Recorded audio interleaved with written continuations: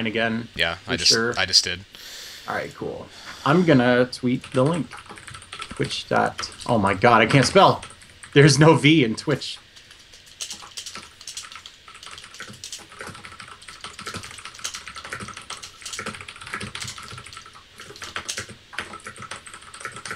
See, this is why we need a snappy, like, jingle. Yeah. So that people know, like, when they hear that, like, oh, okay, it's starting. And I guess they don't really need to tab back in because we just have this flat image.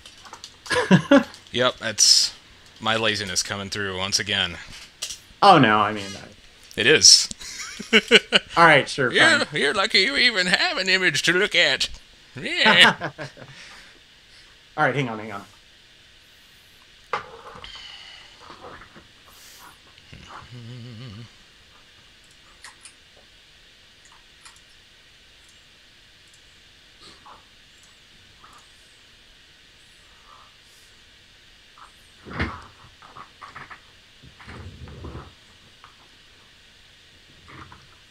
Oh, since we didn't end up using the Skype like recording software, yeah. I don't think it's even necessary to use it this week. Yeah, no, let's not bother. Because I'm like, oh, we can just archive it to YouTube because, you know, technology. And yeah. I've been living under a rock. So. I mean, there's Twitch highlights too, so even if the export to YouTube didn't work, which it does. Mm-hmm. Well, you know, a lot of people like to watch it or listen to it at work, and YouTube mobile is certainly much more friendly than, you know, Twitch highlights. Yeah, everything is more friendly than Twitch highlights. Yeah, I could. Have you ever made those things, like cut them up? Not really. No, it's annoying. I mean, when I make a highlight for Twitch, all I end up doing is go the whole goddamn thing, and I take the whole thing and I go there it is, just so it doesn't nuke the archive. Right. Well, yeah, long term we do want to start using some kind of recording software, because Twitch does that thing where like every 30 minutes there's a seam in the video in the archive. Which for an audio only thing is kind of bad, because yeah, everything drops out, you know. Well, I guess the video cuts out too. It's just, you can kind of get where gameplay went, but it can be like a couple seconds that you lose, and something important could get said in that couple seconds and then be lost forever. I wonder, I bet YouTube exports don't have that problem though, come to think of it. Man, technology is tight. Yeah. What have we got here? 2 minutes until we actually start. Yeah. Dude, I don't know if I'm making the right choice playing Carl. Really? He's so cool. But he's weird, right? He's awkward, like awkward a little bit. Yeah. Yeah. I don't know. At least I've never played another pet character, so I don't have that messing with my muscle memory. Because I think that would make it even worse, you know, if I was like, this is kind of like Zato, but short and dorky with a stupid hat, you know? Yeah, stovepipe hat. Yeah, I mean, I tried to play Carl for like all of 5 minutes, and I went, yep, my fingers are holding down buttons that don't do anything. And yeah. I just went to character select and like, good old Ragna. Good old Ragna. He's got feet and a sword. That is more than enough for me. I'm pretty excited about that game, though. Like, we've already said, like, that's our second game at our monthlies, you know? Oh, that's good. Xrd and Blaze Blue. Man, do you want to just start, like, a minute early? We have, like, 10 viewers. Yeah, I feel bad for them. Yeah, that's fine. Okay. It's going to get archived anyway. Yeah. All right, everybody. Welcome to episode 2 of The Backyard, podcast about the Guilty Gear Xrd scene and Guilty Gear Xrd strategy. I'm 722. And I'm AKA. All right. Well, let's get started. So, first things first, there's a couple tournaments coming up that we want people to know about. One, I probably won't get to attend, unfortunately, but AKA is going to for sure, that everyone knows about, Combo Breaker. So, first of all, I'm jealous that you get to go. Yeah, trying to make it work so everyone can go, but I mean, at the same time, it sucks that you can't make it. You know, Combo Breaker is like it's always been a tradition for Chicago to have a springtime tournament. You know, it's almost a bylaw that they have where it has to be held in May, and it's a major. It dates all the way back to Midwest Championships a long time ago. And if I remember right, the original founder of Midwest Championships now holds that tournament in Tennessee sometime in the summer. Really? I think so, yeah. He just moved, right? And after Midwest Championships, the premier tournament for Chicago became Ultimate Fighting Game Tournament, UFGT, and everybody knew about that for a few years.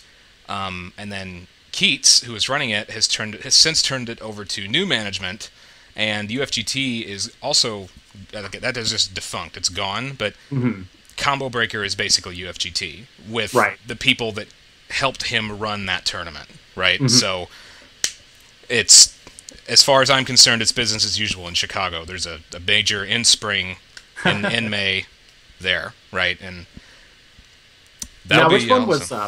They used to run Midwest Championships and then also Midwest Challenge, right? When did they do Midwest Challenge? Do you remember? Oh God, was that a winter tournament? It was.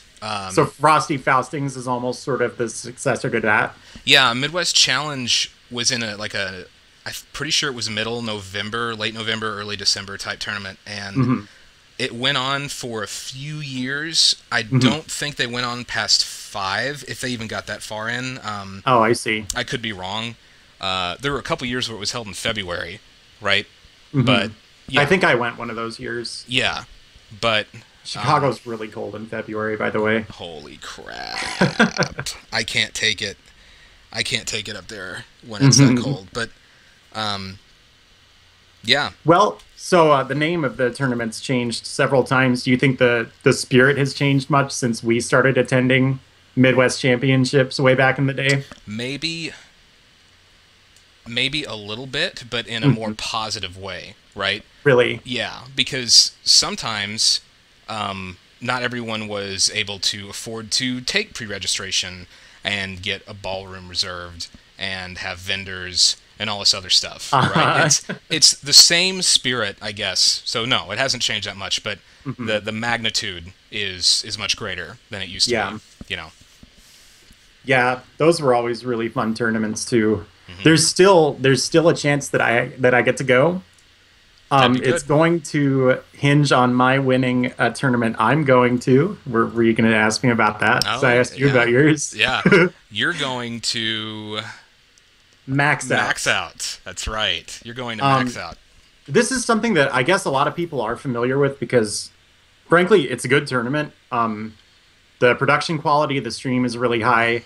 Having attended it, like I went their first tournament at their new venue, and like everything was going wrong. Like the power cut out like 3 times, you know. Oh wow! And they didn't miss a beat, you know. It's just like, oh yeah, no, this is business as usual. Huh? Like they really know how to run a tournament, I guess is what I'm saying. So yeah, I'm going to that. That's actually the week before Combo Breaker, which I guess would make it May 16th on Saturday. 2 weeks from this weekend. Yeah. Yep. Actually, from this weekend, it's only 1 week, isn't it? Yeah. Yeah. So a week and a half from today. If you're in the Midwest region, I would highly recommend this tournament. Like I said, I think it's sort of well known because the attendance was surprisingly far reaching. Like there were people from like Oklahoma there, which isn't that close to Missouri, you know? Yeah. And I think a BlazBlue player, IW2MA, I think was his name. I think he was up in KC once for Max Out. Really? Yeah. And like you said, they get people from Omaha and all over. I went to one when they were in their old venue, the pizza place. The pizza place, yeah. And yeah, it was run really well. It was it was like the venue itself was kind of cramped, but only because there were so many people there, right? Yeah. And they moved to a new venue. I'm jealous because you're going to it. If I go, it's all conditional, you know. Yeah. But I really want to see what their new venue's like because it was a really enjoyable time. I really liked it. Their new venue is the Alamo Draft House, actually. Oh, It's damn. nice. It's really spacious. It's a fun time. Anyway, everybody go to max out. That way I don't feel as bad about missing what's it called? Combo breaker. Yeah. Um, okay, well, speaking of tournaments, um, we were talking a little bit about Northwest Majors, and I guess people mentioned to you that David Q from Omaha, Omaha is a region that will probably be at max out, by the way, just saying, Yep. kept hitting people with something. What was that? Standing dust. Standing dust. Yep. Um, we both kind of have a lot of thoughts about standing dust, so we really want to go over this. It may actually be pretty much the entire podcast. Yeah. Um, well, why don't you tell me a little bit about how standing dust was working for David at Northwest Majors? Okay, so Dave. All right. So Dave is. Everybody knows that Dave has really, really good fundamentals when it comes to just Guilty Gear, right? He understands how all of these tools interact with each other in an intuitive way. So when he puts you on defense, his basic mix-up is seriously just command grab, standing low, or standing dust. And a lot of people are going to be like, man, that's not very good. You know, how are you getting hit by this? And I have a few theories. When I played Dave in the morning, see, Dave and I roomed together, and we played the mirror match a lot the morning before my match with Ogawa to prepare for it. And one thing I noticed is that his dusts were not hitting me at some point, right? When I played against him in top 8 later that night, he had adjusted his dust timing ever so slightly to make it look like he was going for one of those other options, right? And then it would hit. So the big takeaway from that is that you've got so many things that you have to focus on when you are defending on defense in Guilty Gear, right? And Zato as a character is really good at making you forget about almost all of your basic defensive options because he gives you other stuff to focus on, right? If I can break in for a second here. Sure. What else is it that Zato's giving me to focus on? This is something that I play against Zato all the time. But some of our listeners are a little new. I don't want to lose them, you know? Strategically, I mean, I don't want to lose them. Right, yeah. So the other things that Zato's looking to hit you with are... So he gets you blocking, and he wants you to hit. He wants to hit you with his command grab, so he can set up an unblockable, right? And he wants to also try to hit you for trying to get away from his unblockable, like from his command grab, right? Right. So just his very basic, am I going to push a button, or am I going to like not push a button and do a command grab mix-up is very strong because you have to worry about Eddie that's right next to you. It sounds oversimplified, but as a very basic mix-up, it's actually really effective, especially if a lot of things do not look they look unconventional, right? There's something you're not exactly familiar with, right? There's a delay, like he's doing a string and suddenly there's a small hole here. Oh, he's going for command grab. Oh, he's just a little too far away to do the command grab. He might try to hit me for moving. I can't reactionary block lows. I'm just gonna duck block, and then here comes the stand D. Now notice I had to go through 4 different layers mentally to get to standing D. Right now, if it's a situation where he hasn't done standing D in a while, we're talking about like this is not a bread and butter mix up, right? It's more like David understands when to use these things so well that when he does use them, chances are they're going to hit. Right.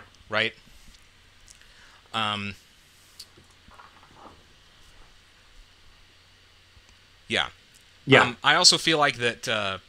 Say you've got all of these different things you've got to focus on in a match. Like they take away from your focus, right? You're not just talking about I'm trying to dissect what my opponent is doing on an Right. individual level. Like, this player likes to do this, right? Mm-hmm. But then you also have to keep in mind all the different options your character has at any given second. So You need to be keeping track of 2 super meters, 2 bursts, right, the spacing between the characters. right. So what ends up happening is, man, I'm drawing a blank. I'm sorry. No, it's fine. So I mean, this is a point that I've seen you talk about a lot on your Twitter, actually.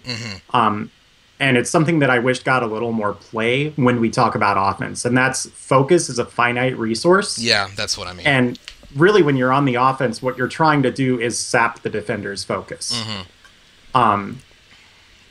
So if Dust were any faster than they are, Yeah. they'd be a lot harder to block, because yes, if you think about people who say, "Oh, I can block that 14 frame overhead every time," and let's keep this like religion free, okay? I don't want to talk about like, can you actually block the sun reaction or not?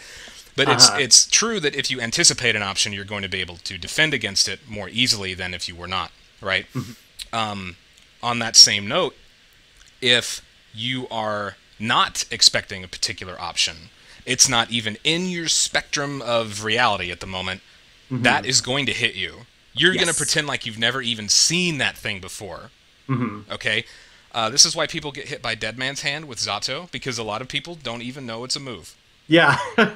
Okay? I usually remember it's a move about halfway through my arc after it throws me, like, oh, that's what happened, you know? Yeah. So yeah, as you mentioned, focus is a finite resource, right? You are actually expending more of your focus in order to say, oh, I am now confident enough of what this guy's doing to anticipate certain actions, right? That's a huge drain on you mentally. Yes. And then he does something completely weird, and you're like, oh my god, that was so random and dumb, and it hits you, and what you want to do is dismiss that as bad strats or something like that, right? But the reality is that you weren't prepared for it, and that's all that really matters. Okay? You have to still go down to the same drawing board at that point where why did I get hit by that? Was that a really smart place for that person to do that? And I can tell you in David's position, it's yes. The answer is almost always yes. It's a very smart place to do what he does. Yeah. I guess, you know, the takeaway here, there's 2 things, right? Timing is an important element of mix-ups, you know. You were talking about how the timing of when you go for Dust in the middle of Zato's, like, you know, 2K shadow punch sort of thing. Yeah. What is that thing called? The little bite thing? Shokogek, I think. Okay. It's something we'll like call that. it shadow punch. Yeah, then. that's fine. I call it the bite, or Yeah, Pinocchio. the bite. It's dumb. Yeah, there's no good word for it. Right. That simply switching up your timing a little bit is so confusing that it can make people just stare at his, you know, what is that, like 25 frame Dust and go, what? And then it smacks them in the face. Yeah, you know? exactly. So timing is an oft-neglected element of mix-up, I think. On top of that, I really think people need to be thinking of focus as a finite resource, right? Yeah, absolutely. And when you're not cognizant of these things, like, they're still working, you just kind of don't get it, you know? It hits you and you go, why did that hit me? And frankly, I think some of this dismissing it as bad theory or like gimmicks or shenanigans is just salving the wound, you know? Yeah, it is. And I'm not really calling anyone out here because I've done this kind of stuff myself.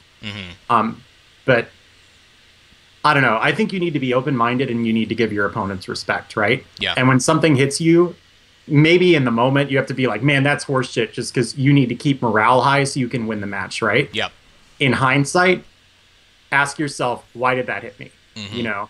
And often the answer is going to be like, oh, I was looking for something else and I did some sort of complicated joystick movement and then just froze because I didn't see what I expected. Speaking of calling people out, though, I do want to touch on my big pet peeve, and I know this is one of yours too. Yeah. People talk about how only Americans get hit by Dust. What a load of crap. Yeah. I'll concede that there's an element of truth to this, right? I remember a few years ago talking after I'd played Rue a bunch, the Bridget player, to other people who'd gotten to play the Japanese players, and the big takeaway that they all got from it was, wow, Japanese players are immune to dust, which was strange to me. I had only gone for about like 5 or 6 dusts that entire weekend, that Evo. Every single one of them hit, though. And if you watch Japanese match videos, dusts are hitting. They're not always getting blocked on reaction every single time. Right. Now, part of the reason that only Americans get hit by dust is just Americans are freer to every mix-up in the game, right? Not just dust, right? Right. Something basic like 2K or throw after crouching P with Soul. And, you know, the fact of the matter is we lack the situational and character knowledge that you need. So, fair point. We will block dust less often for the same reason we will block literally everything less often. A player who you can watch in vids who I think demonstrates just how hard it is to block dust when it's used properly is Hase, the Slayer player. Yeah. Oh my god. Yeah, that's so true. Part of the reason that I recommend him is there are so many videos of Hase on YouTube. And by the way, even if you don't play Slayer, watch him play. If you haven't already, it's so entertaining.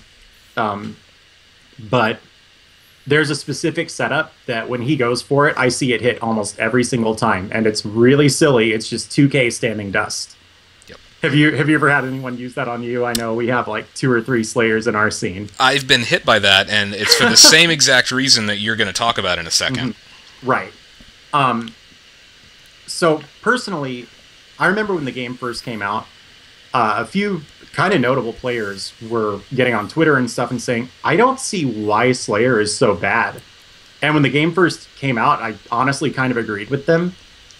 Like, his mix-ups are pretty legit until you understand the very specific reasons that they're so unsafe.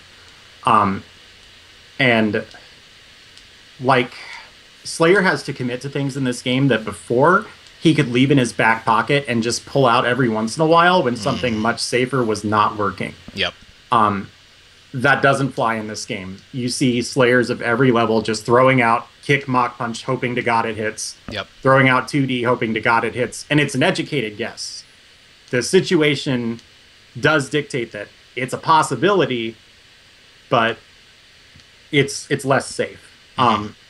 Actually, I see a lot of people make this mistake when they play against Slayer, too. I think just because they heard he was bad somewhere, and it's like, oh, okay, I'll just kind of sit here until he's done and then get my offense going again, and they never get out and they die. Yep.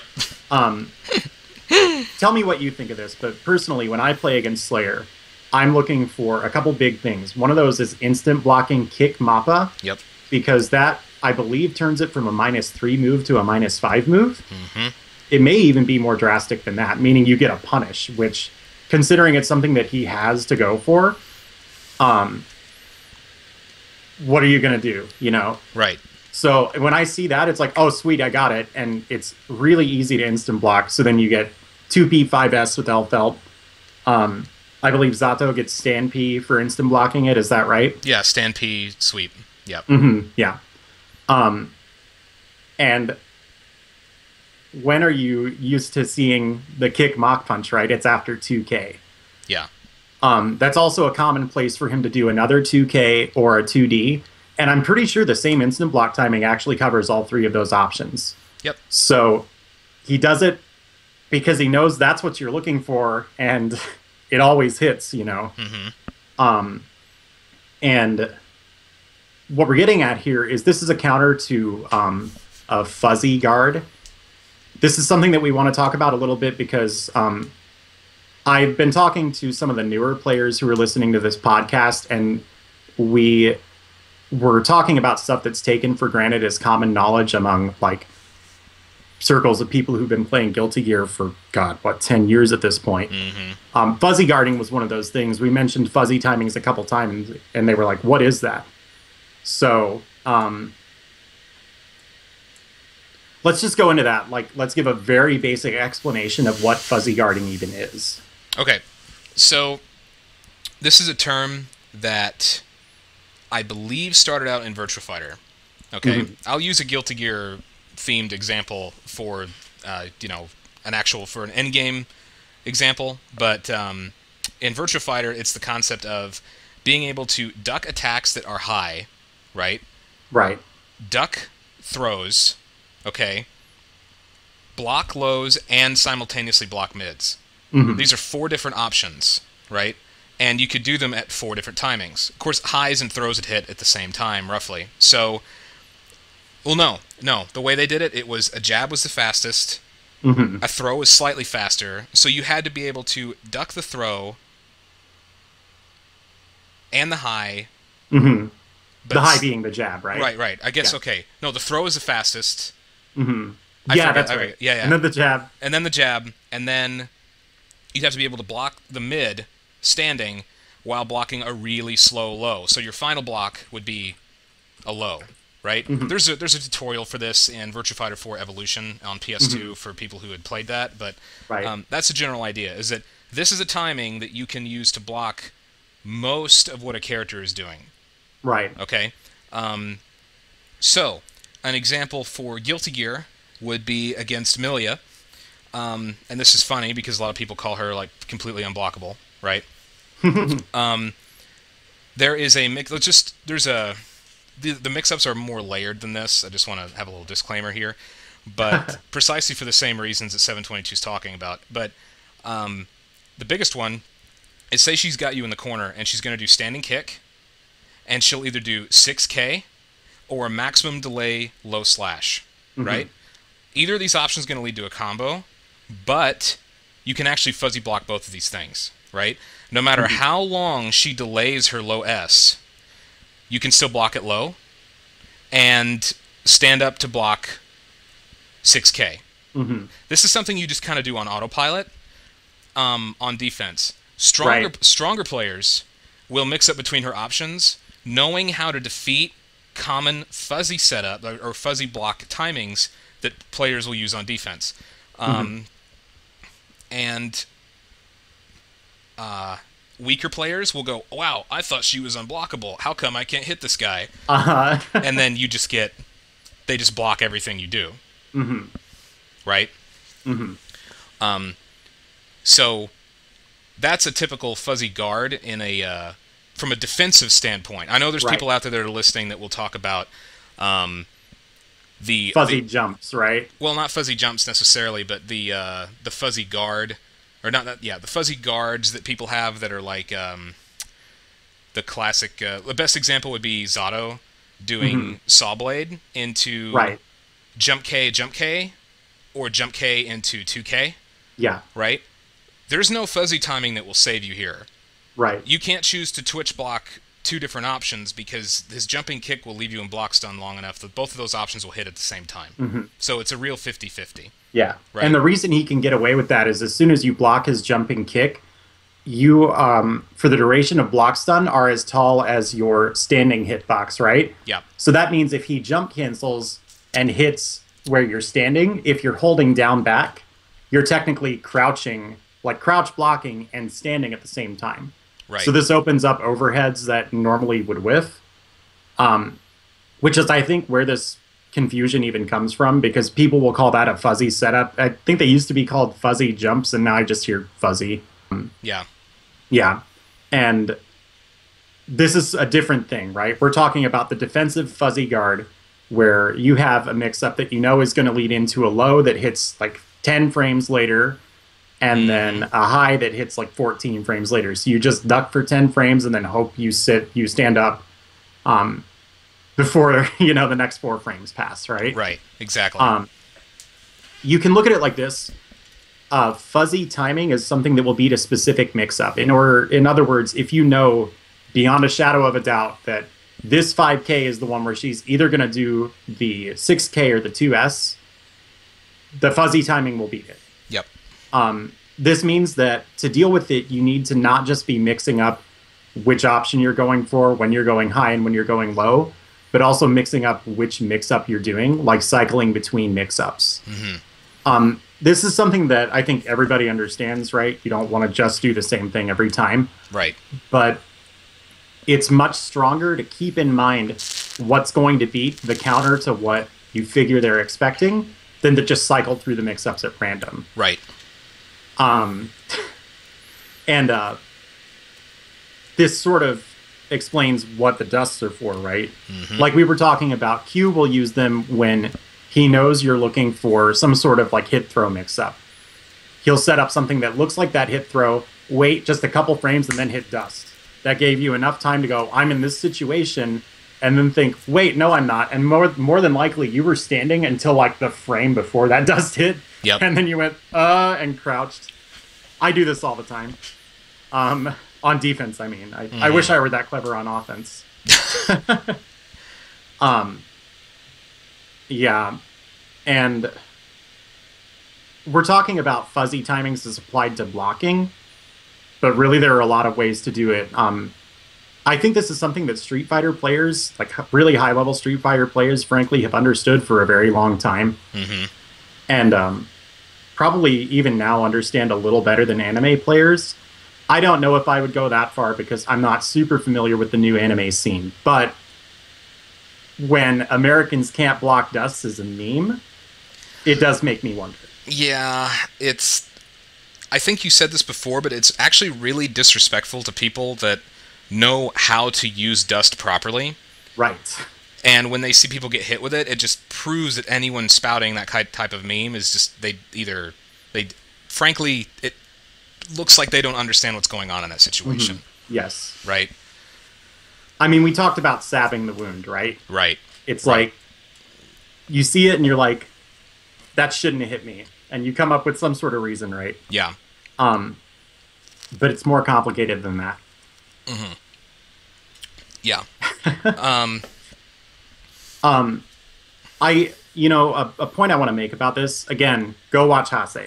Because he will hit with all sorts of things that I hear American players call like disrespect or shenanigans, right? It's not just standing dust, it's like blatant dashing command throw a million times, or like dandy stepping in your face like 20 times and then somehow counter hitting you as soon as you realize he's doing it. Mm-hmm. I think our response to that, right, that we call it disrespect, and we talk about, oh, this is something that Americans just can't deal with, maybe says more about the American scene's understanding of offense than of defense. Yeah. Frankly. That's standing dust. This is something that I've wanted to get off my chest for a while. Have you?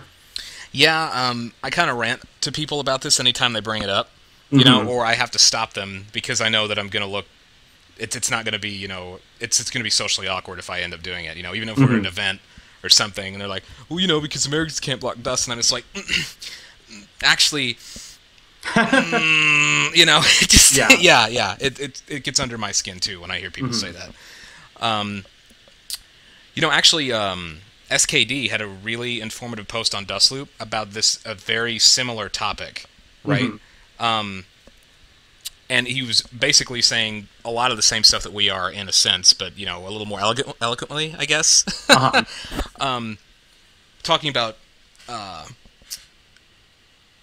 focus is a finite resource, right? And when you can hit with certain things versus not hitting with certain things, right? One thing I want to point out about Venom players in particular is that Venom's Tiger Knee Mad Struggle, right, is not a difficult move to block by itself if that's all they run. Right. Right? The move is problematic for people on defense for other reasons, like if, for example, he does close S into TK Mad Struggle and you block it, I think he's +8. Yeah. I know it's he's plus in here. $1 billion anyway. Yeah. So the mix-up is often things like, oh, I'm going to do a poke into, I'm going to max delay sweep, or I'm going to do TK Mad Struggle, right? Right. And I've had people ask me, oh, wow, can you see that? And I'm like, no, not really. I'm just fuzzying it. This is where Venoms have to have really, really good understanding of things like his strike throw mix-up and how Venoms works by using his forward throw option select, like forward punch, close S, and H to stop people from backdashing or jumping or pushing a button because it's 5 frames and you're offing leading into it off of massive frame advantage. Um, Oh, so wait. Sorry, back up a little bit. You mhm. said forward punch and H. I'm sorry, forward S. Okay, I was gonna say, Yeah, I yeah, thought for sure you would want to use that badass close S for it. I guess you would. yeah. Um, After you. Okay, yeah. So, okay, apparently it is +7, not Yeah, +8. It doesn't matter. I'm still not pushing buttons there. lots of frame advantage. Yeah. So, um, you can do things like Alpha Close S. How many different options do you have? You've got TK Mad Struggle. You've got Sweep. You have Carcass slash ride. Carcass Ride. You have Hard slash Carcass Ride YRC. You've got Hmm. and then there's what is that move called? QV, right? Now Q5. Q5. Is that Yeah. oh that's Yeah, listen awesome. to him when he says it. Wow, you're right. It's okay. That's true. Uh-huh. So yeah, and what's interesting is that let's say I think he's going to do something like Close S, and I push him out so that Mad Struggle's not a good option, and he was Right. simultaneously charging for Carcass Raid, right? So he's like, oh, I'm going to do Carcass Raid, but it's still far enough away that it's a very specific distance, mind you, that Uh-huh. it's far enough away that Q5 will still hit, right? That will stop you from doing almost anything, right? You can't. I tried holding up there. You can't do Uh-huh. it, especially like especially after FD.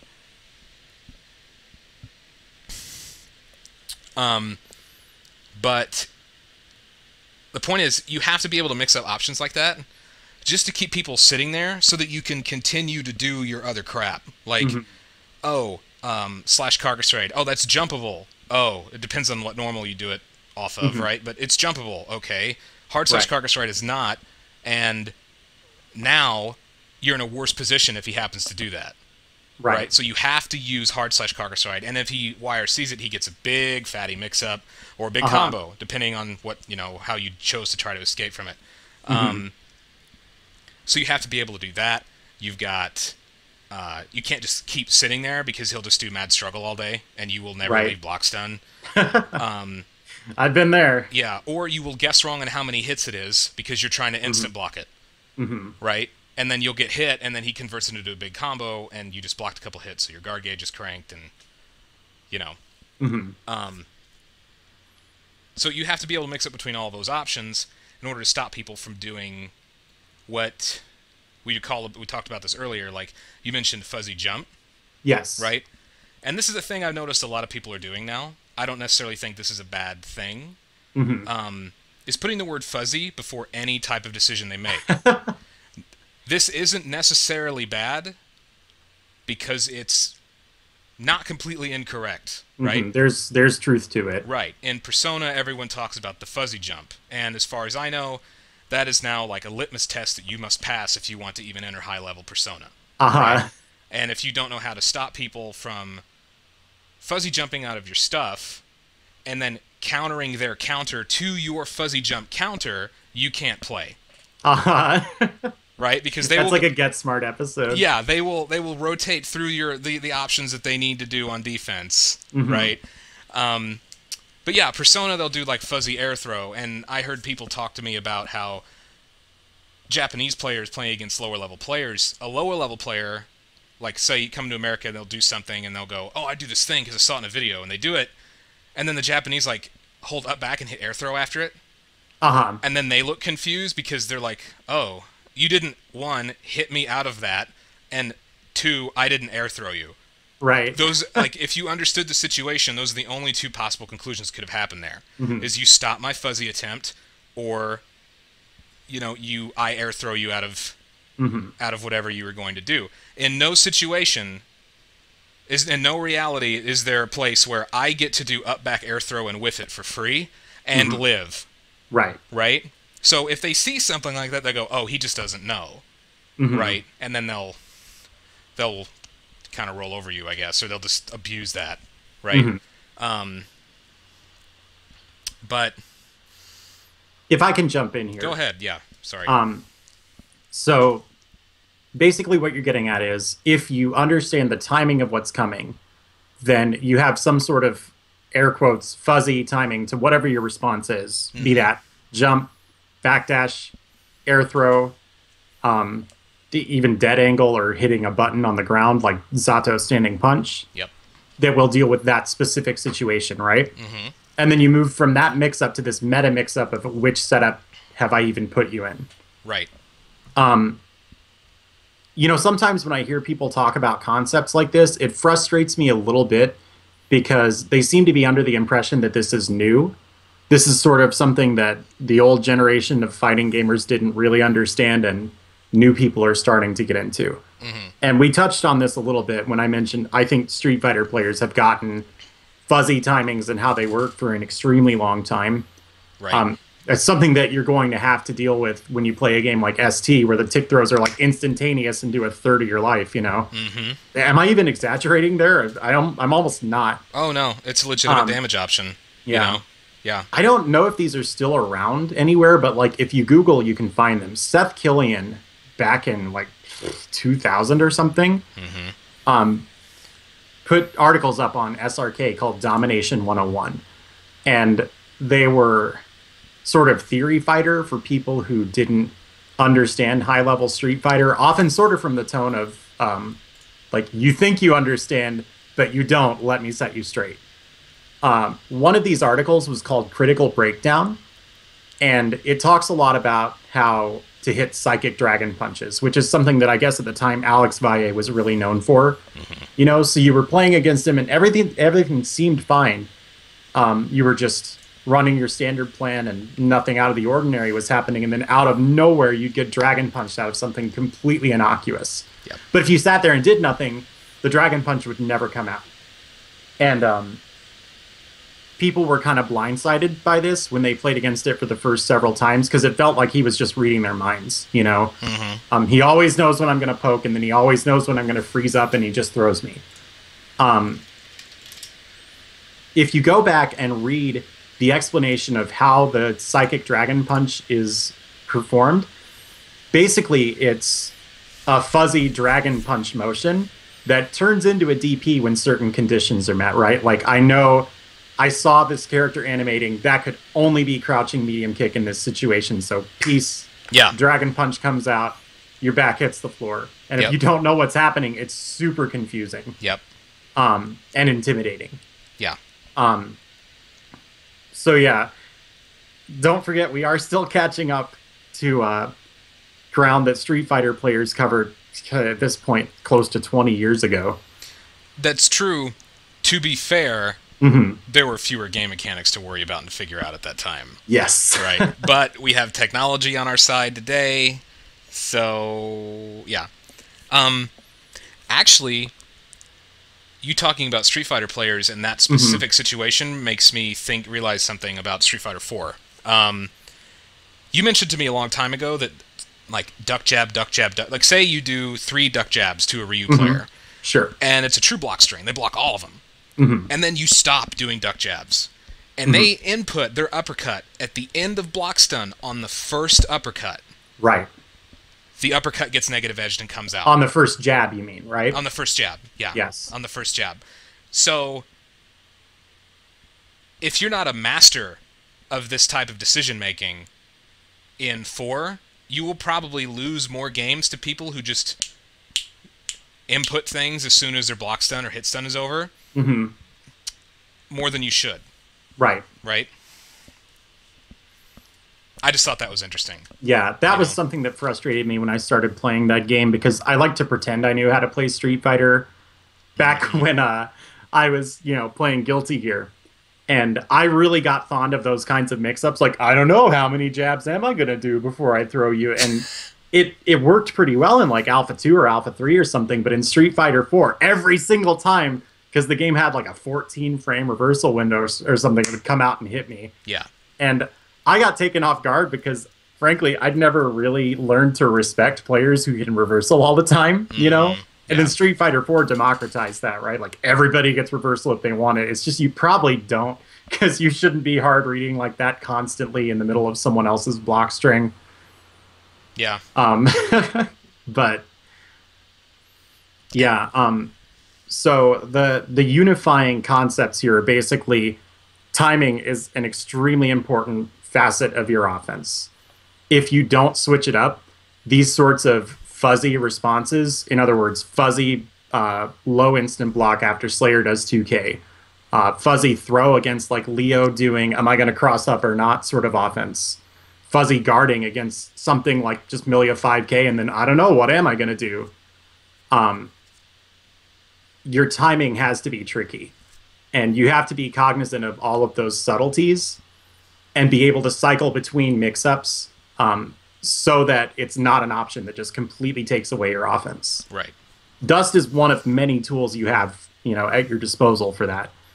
And I hope we can start to see it this way. I hope the day comes when we don't, for example, look at something like Ragnar always hitting with, what's that move called? Gauntlet Hades. Gauntlet Hades, yep.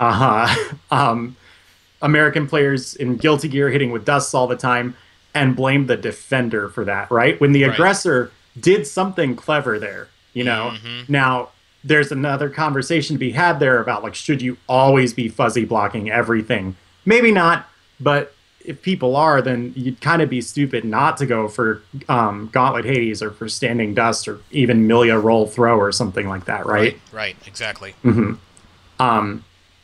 So that's pretty much all I had to say about dusts. Is there anything that you feel we left out, AKA? Well, about dusts, not in particularly, no. Yeah. You simplified it best when you said that timing is the most critical aspect of your offense, and that dusts or slow overheads or just weird options in general play into that kind of thing more than you would expect. Right. You have to have some respect for stuff that hits you, You don't want to just write it off as like, oh, that's shenanigans or that's horse shit. Yeah. And some of this, frankly, like policing of the tactics that are used in the American scene feels like that to me.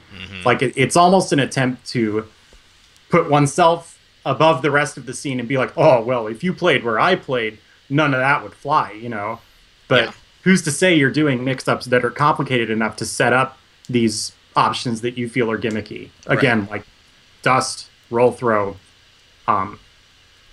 quote-unquote bad options, right?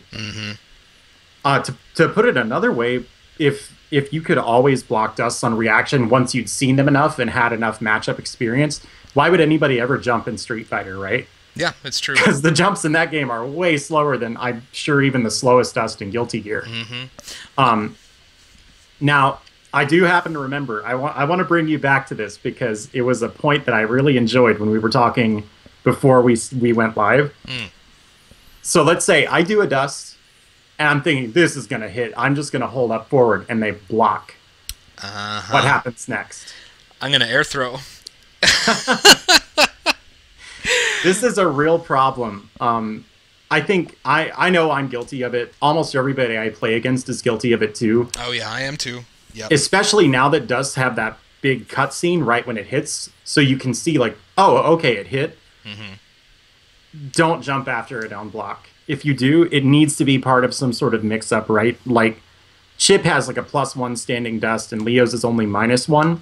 So those characters can do gimmicky little, like, I don't know, am I going to jump, or am I going to hit a button, or am I going to do something random after their dusts? Yeah. That's a little bit different, but you shouldn't just be jumping unconditionally. And frankly, if you're playing against someone really smart, I wouldn't jump until you've already gotten them to understand every other option after that, right? It's like, I do dust with Chip, it doesn't hit, oh well, I guess I'll hit far S, right? And until that starts like getting blocked, don't jump, because they're probably going to air throw you.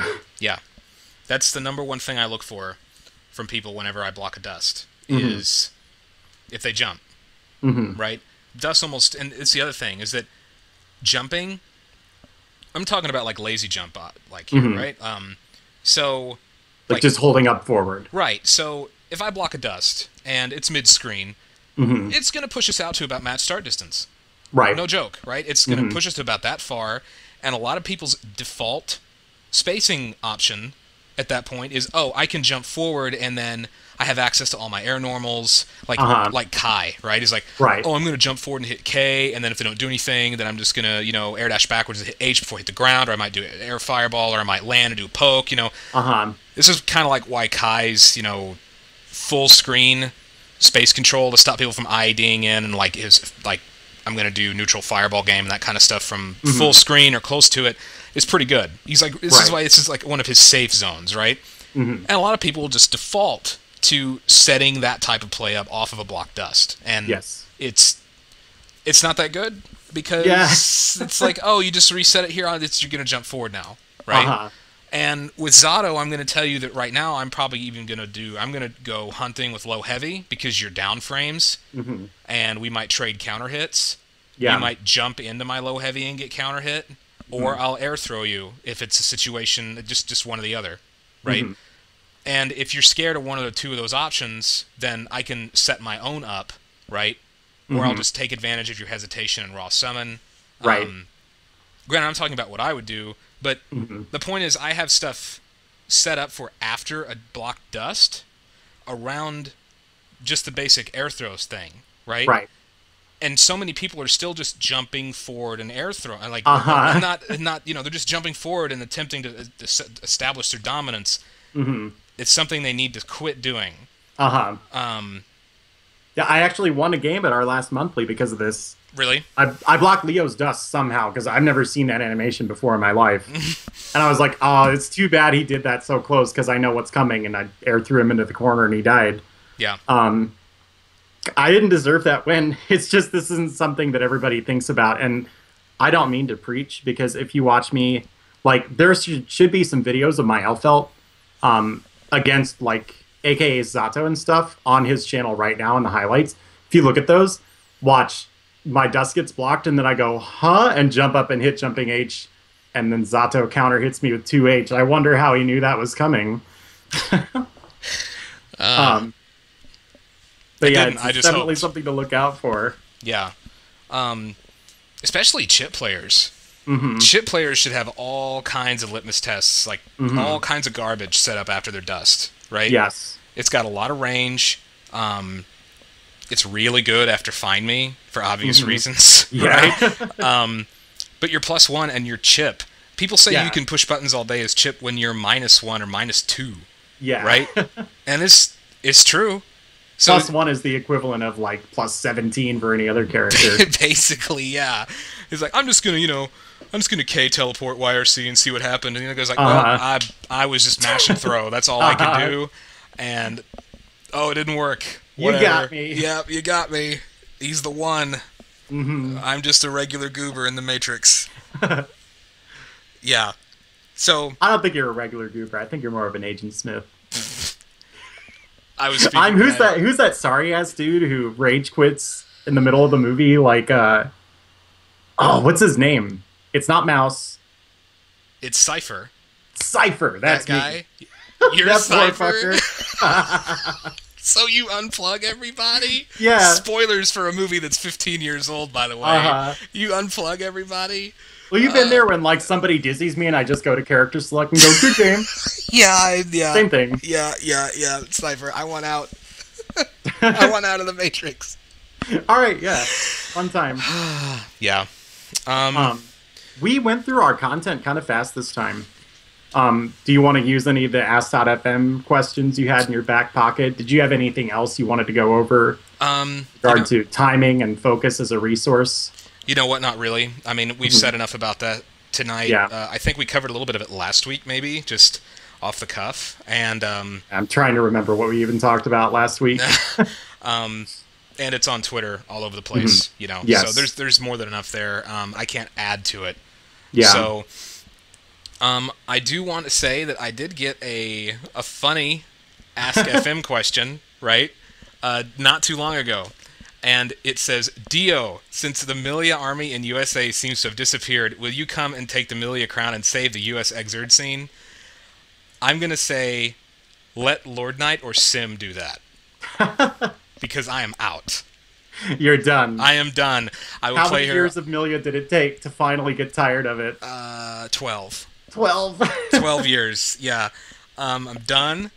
If anyone wants to play her on request, that's fine. But yeah, there are new heroes. Look for them. It's not me. Mm-hmm. Well, do we want to end it on that note? I don't have anything else to say. Yeah, neither do I. So Thank you, everybody, for watching. In summary, vary your timing. If you get hit, don't get mad. It probably hit you for a reason. Everyone knows about Combo Breakers, so I'm not going to plug that, but everybody go to Max Out. Everybody if you're go even to Max remotely Out. close to Kansas City. It's totally worth it. Everybody go to Max Out. That thing is awesome. Lots of cool people there. And someone teach me Carl. Yep. All right, that's all I had to say. Okay. Good night, everybody. Thanks for watching. Thanks for watching.